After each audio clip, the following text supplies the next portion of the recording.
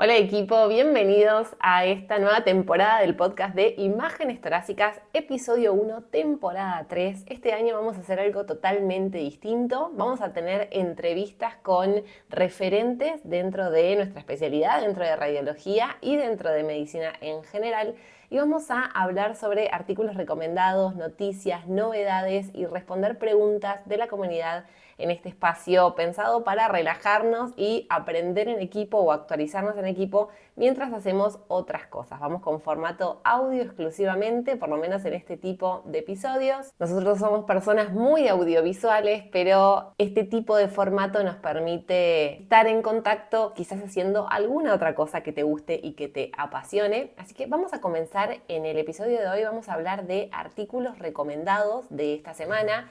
Te traje dos que para mí están muy interesantes de la revista Radiographics. Uno se titula Retroperitoneo y extraperitoneo pélvico, anatomía, hallazgos imagenológicos y patrones de diseminación de enfermedad. Este artículo trata sobre tres cosas claves: cómo se organizan el retroperitoneo y el extraperitoneo pélvico. Explica estos espacios como compartimentos anatómicos bien definidos por planos faciales que contienen estructuras vitales y determinan cómo se comportan diferentes enfermedades. Ya sabes que conocer la anatomía nos permite muchísimo identificar patología y este es uno de esos artículos básicos que nos van a ayudar a realmente entender la anatomía por imágenes. Nos muestran cómo tumores, infecciones, cambios inflamatorios y patología vascular pueden propagarse siguiendo patrones predecibles según los compartimentos y las estructuras que comprometan en estas regiones, y nos hablan sobre todo del rol central en tomografía y resonancia para el diagnóstico. Como ya sabes, si tenés acceso a Radiographics, obviamente podés leer el artículo completo, pero si no es el caso, podés ir a la página, podés ver el artículo y allí vas a tener un resumen, el abstract y imágenes claves, que la verdad que las imágenes de este artículo están fascinantes. Si te gustan los gráficos médicos, como hablábamos antes, no somos personas muy audiovisuales, poder ver estos gráficos anatómicos con colores que separan perfectamente los diferentes compartimentos del retroperitoneo y de la pelvis extraperitoneal te va a ayudar muchísimo. Este artículo es ideal R1, R2 o R3 si al principio de tu residencia sentís que hay algunas cuestiones de anatomía que no quedaron muy sólidas, o si ya sos R4 o médico de staff que querés repasar estos conceptos, el artículo tiene unos gráficos muy interesantes. El segundo artículo de esta semana que te quiero recomendar es uno que abarca radiología en el contexto de emergencia, que nos habla de imágenes de trauma cardíaco y vascular no aórtico. Siempre el tema de trauma es algo muy interesante para nosotros, sobre todo para los radiólogos o los médicos que hacemos emergencias, que estamos en la guardia, que vamos a recibir a estos pacientes politraumatizados. Y en el artículo es interesante porque deja a la aorta de lado, los hallazgos aórticos, que en general suelen ser uno de los capítulos más importantes de las lesiones vasculares postraumáticas en el tórax, y se centra en los hallazgos cardíacos y vasculares no aórticos. Una de las cosas importantes del artículo es que si bien estas lesiones no suelen ser frecuentes, son extremadamente graves, entonces que nosotros podamos reconocerlas rápidamente obviamente también le va a permitir al médico tratante indicar el tratamiento de elección para ese diagnóstico. Otra cosa que menciona este artículo es que muchas veces estas patologías anteriormente no eran diagnosticadas porque los pacientes fallecían antes de llegar al hospital, pero hoy en día, con los avances en la atención del trauma y en las imágenes, los radiólogos estamos viendo estas lesiones, estas patologías cada vez con más frecuencia. Se habla de contusión y laceración cardíaca, algo súper interesante, lesiones pericárdicas, coronarias, arteriales y venosas de los grandes vasos del tórax, con el objetivo obviamente de acelerar el diagnóstico, mejorar la comunicación con el equipo de trauma y facilitar intervenciones que potencialmente puedan salvar la vida del paciente. Nuevamente con este artículo lo mismo, tenés todos los gráficos disponibles, muestran herniación cardíaca o hernia cardíaca secundaria a una rotura pericárdica, muestran neumopericardio y otras lesiones que es muy interesante que nosotros conozcamos y vayamos a buscar activamente en el contexto de un paciente politraumatizado. Y el tercer artículo de hoy que te quiero recomendar está publicado en la revista European Radiology, que esto sabés que es de la Sociedad Europea de Radiología, también con acceso abierto desde la página web de esta revista, de esta sociedad, Y aquí el artículo que elegí para contarte es tomografía contrastada en pacientes con sepsis. Resultados de una encuesta realizada a radiólogos que trabajan en emergencia en Europa para saber cuál es la importancia de administrar contraste endovenoso en los pacientes que tienen esta sospecha. En este artículo se explora cómo los radiólogos que trabajan en emergencia perciben a la tomografía contrastada como una herramienta fundamental para identificar diferentes focos infecciosos y guiar el manejo diagnóstico en contexto de sepsis. La mayoría de los radiólogos de emergencia consideran que la tomografía con contraste debería realizarse en las primeras horas tras el diagnóstico de sepsis, idealmente dentro de las primeras 6 horas, aunque obviamente existe variabilidad de acuerdo a los tiempos aceptados, y el estudio muestra algo interesante que son desacuerdos interdisciplinarios, especialmente en la indicación de estudios repetidos ante un deterioro clínico, lo que abre el debate sobre la necesidad de consensos y protocolos compartidos, ¿no? Y esto, si vos haces guardia en radiología, la verdad es que lo vemos bastante. Se hacen seguimientos imagenológicos, quizás en periodos de tiempo corto, que no nos permiten a los radiólogos identificar cambios relevantes en el paciente y quizás generan una sobrecarga de trabajo innecesaria. Así que el trabajo multidisciplinario para establecer cuándo hacer una tomografía a un paciente con sepsis y con qué periodo o con qué intervalo de tiempo realizar los controles es súper importante, y un mensaje clave que queda de este artículo es que siempre que sea posible administrar contraste en estos contextos en donde se busca un foco infeccioso en un paciente que tiene diagnóstico de sepsis es súper importante. Estos son los 3 artículos que quiero recomendarte esta semana, artículos súper interesantes que van a servirle al radiólogo que recién está comenzando y también al radiólogo que ya lleva algunos años en la práctica.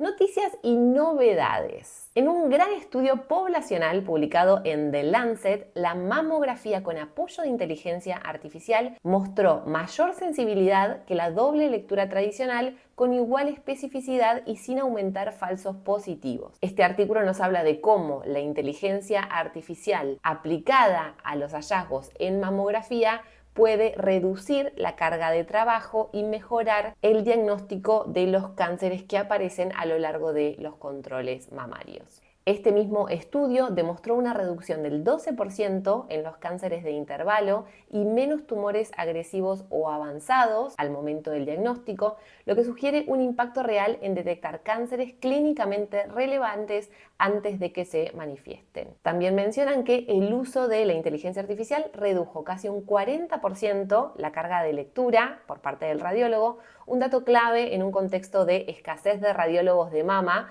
abriendo las puertas a un cribado más eficiente y sostenible, ¿sí? Esto es lo que dice el artículo de Lancet, y anexo a esto se publicó también un informe del Royal College of Radiologists en el Reino Unido que advierte que la escasez crónica de radiólogos y oncólogos en esta región hace cada vez más difícil garantizar una atención oncológica segura en el Servicio Nacional de Salud, con déficits que al 2025 ya superaban el 25 y el 30% y estiman que seguirá aumentando en los próximos años.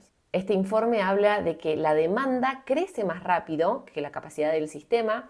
En 2024 la demanda de tomografía y resonancia aumentó un 8%, pero el crecimiento del personal fue insuficiente para responder esta demanda. Esto se traduce en retrasos diagnósticos, demoras en el inicio del tratamiento y preocupación real por la seguridad de los pacientes, reconocida por la mayoría de los líderes de servicios de radiología en este país, en estos países. El problema se agrava por la fuga de profesionales que ellos también tienen y el alto costo de no intervenir. Los especialistas están dejando el sistema a edades cada vez más tempranas, mientras que el Sistema Nacional de Salud gasta cientos de millones en personal temporal.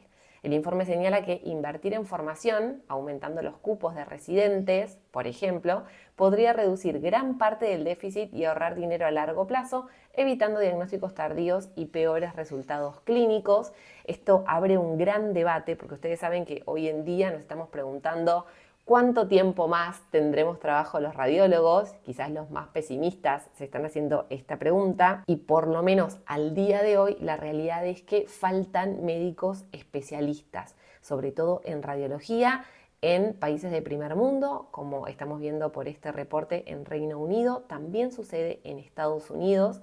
Así que a los médicos más jóvenes que todavía están pensando en alguna especialidad y tienen miedo de elegir radiología por la implementación de inteligencia artificial, es difícil hacer futurología, pero la realidad es que hoy en día la inteligencia artificial lo que nos da son herramientas para mejorar nuestro trabajo, hacerlo más eficiente.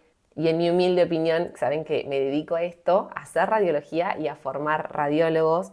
Creo que es muy importante tener radiólogos especialistas en cada una de las áreas que puedan precisamente utilizar esas herramientas de inteligencia artificial y validar que estén funcionando correctamente, ¿sí? Así que algo muy interesante ver lo que está sucediendo en países de primer mundo. En Latinoamérica obviamente tenemos una realidad más heterogénea, una realidad distinta, pero saber que esto está sucediendo en Reino Unido es interesante para replantear nuestra práctica y el futuro a corto, mediano plazo de la radiología. Y por último, una de las últimas noticias en radiología, y parece que este bloque terminó siendo de inteligencia artificial, nos habla del impacto que tiene la aplicación de herramientas de inteligencia artificial en el burnout, en el agotamiento del médico radiólogo.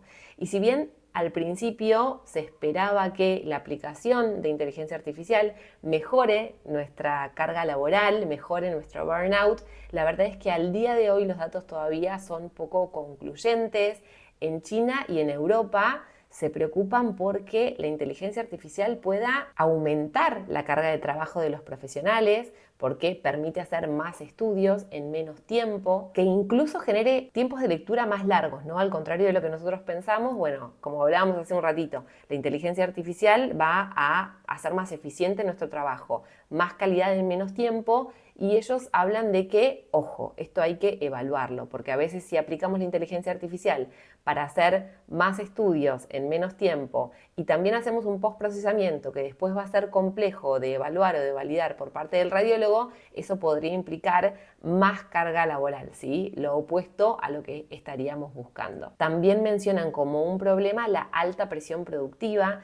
Se espera que el radiólogo informe una determinada cantidad de estudios por día, por semana, por mes, y a veces esa cantidad de estudio asociada a la complejidad de los estudios que estamos evaluando genera un agotamiento extremo, porque el trabajo del radiólogo, si bien por fuera, si hay alguno que no es radiólogo escuchando, puede parecer un trabajo muy tranquilo, realmente implica una actividad mental, un desgaste mental muy demandante, ¿sí? Nosotros muchas veces somos quienes estamos subiendo o bajando el pulgar a tratamientos, estamos dando diagnósticos que obviamente tienen un impacto muy importante en cómo va a seguir el tratamiento y la vida en general de nuestros pacientes, así que eso puede generar obviamente una carga laboral, un burnout, agotamiento asociado a nuestra especialidad que pareciera la inteligencia artificial todavía no estaría dando respuesta. Y para finalizar, nos habla de problemas como la responsabilidad legal poco clara cuando se implementa inteligencia artificial, la necesidad de justificar discrepancias entre lo que el radiólogo piensa y lo que la inteligencia artificial resuelve, y sistemas que no agregan valor pueden aumentar la frustración y el desgaste del personal en radiología. Los autores enfatizan en esta publicación, en European Radiology, que la inteligencia artificial debe implementarse con una visión centrada en radiología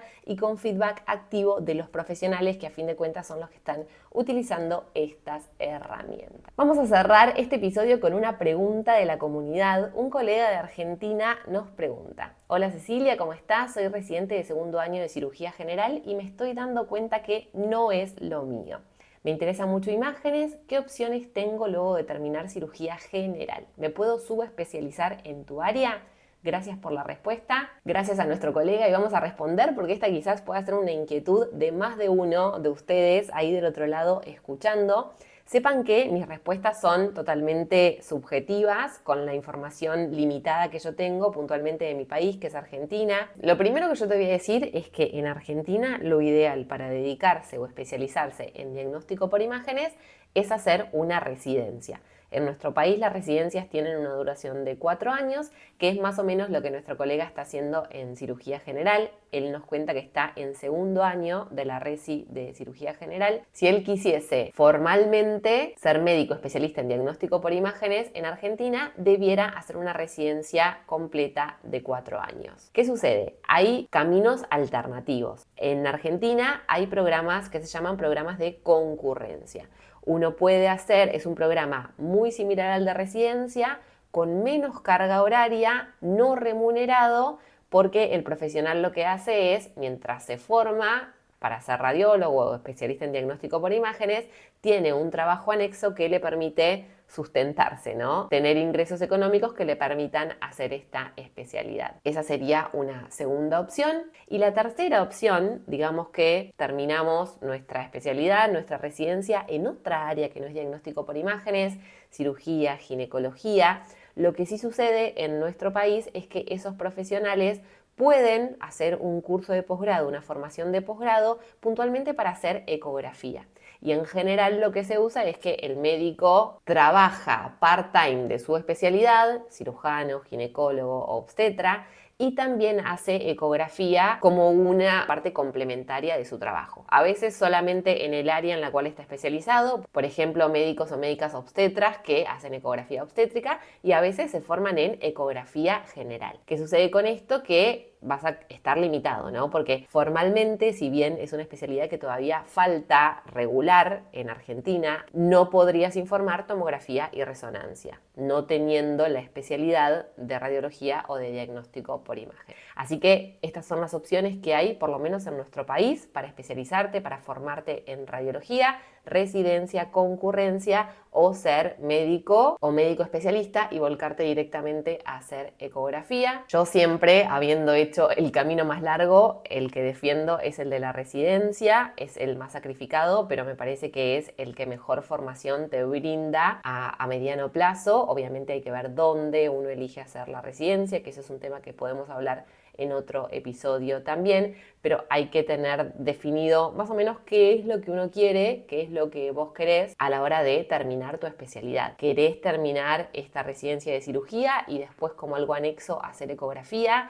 Te das cuenta que la cirugía no es lo tuyo, que quizás la pregunta también apunta un poco a eso y querés dar una vuelta de timón y cambiarte a la residencia de diagnóstico por imágenes. Esto es una excelente opción. Yo considero que no hay tiempo perdido, ¿sí? 1 año y medio de residencia de cirugía general te enseña muchísimo y todas esas son herramientas que después si decidís cambiarte de especialidad y empezar a hacer diagnóstico por imágenes o radiología, podés utilizar y vas a tener siempre en tu caja de herramientas para ser un mejor especialista. Así que espero haberte ayudado con esta respuesta. Si tenés cualquier duda, consulta, comentario, alguna pregunta que quieras que respondamos acá en el podcast, sabes que podés compartirla con nosotros. Y si querés profundizar mucho más en este mundo de la radiología en compañía y de una forma efectiva y aplicable, te espero en Radiología 2.0, la membresía de radiología más grande en habla hispana, en donde profesionales de Latinoamérica y España nos reunimos para aprender y crecer en equipo. Todas las semanas en la membresía leemos un nuevo artículo, los lunes bien temprano si no me quedo dormida, y tenemos una nueva clase en vivo. Este mes estamos con el curso teórico práctico de tamizaje de cáncer de pulmón y la próxima semana en la membresía vamos a leer el artículo sobre resonancia magnética de pelvis antes y después de la terapia focal para el cáncer de próstata. Me encantó el artículo, me costó leerlo porque, bueno, cáncer de próstata y resonancia de pelvis no es mi área de especialidad, pero realmente repasamos en la membresía, lo que hacemos es ver los conceptos más importantes del artículo semanal para que puedas aplicarlo en tu práctica cotidiana si es que ves este tipo de estudios. 15 minutitos una vez por semana que nos ayuda a mantenernos actualizados en equipo, y nuestra clase en vivo de la semana próxima va a ser una clase práctica, cómo lo informo, hilio intestinal en tomografía. Vamos a ver casos clínicos reales en tomo, en donde vemos hilio intestinal de diferentes causas, y en lo que nos enfocamos en este tipo de encuentro es en cómo redactamos nuestro informe radiológico. Así que si querés sumarte, ya sabes, www.doctoraceciliaferrario.com, ahí vas a Radiología 2.0, te suscribís a la membresía y podés ver todo el contenido que está dentro de la academia, acceder a nuestro podcast privado, a nuestro artículo semanal y a nuestras clases en vivo. Espero que nos escuchemos la próxima semana para más artículos, novedades y preguntas de la comunidad. Gracias por llegar hasta acá y que tengas un excelente resto de tu semana.